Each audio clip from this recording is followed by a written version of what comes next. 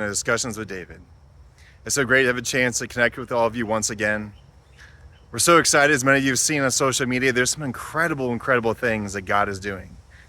And many of our partners all throughout Africa and some parts of Asia, we've seen, in many cases, hundreds or sometimes thousands of tens of thousands of lives transformed, seeing disease rates plummet, seeing people coming to Christ and being baptized, and seeing some amazing things.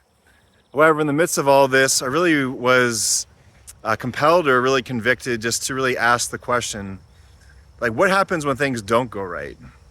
We have many great stories and many things that happen, but as our partners are sharing story, and many of you that are listening to this conversation right now, what happens when people don't respond? What happens when disease rates don't plummet? What do we do in those circumstances? Now, as reflecting on this, I was thinking about even my own namesake. You know, my name is David, which in Hebrew means beloved.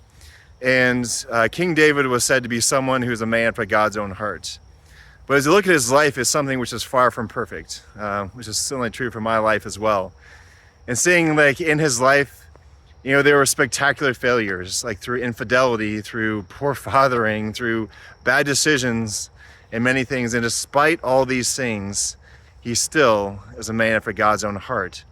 So how is it possible for us to be a man or woman after God's own heart, even in the midst of spectacular failures? What exactly is God calling us to do?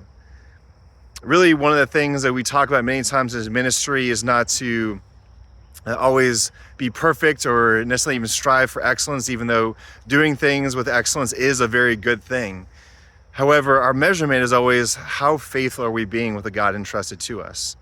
And that's really when we think about things, and as we're sharing story in others, not to be discouraged if things are not happening at the pace or the ways in which you're hoping, to somehow think that if it didn't happen the way it happened in some other place, that you were a failure. The truth is that God really, his hope for each one of you is to be faithful with what God has entrusted to you, and that you will continue just to pursue a relationship with him. So as we continue to celebrate these amazing things, we want more than anything to remember what God is really calling us to do. Well, thank you all, and look forward to seeing you again soon. Bye.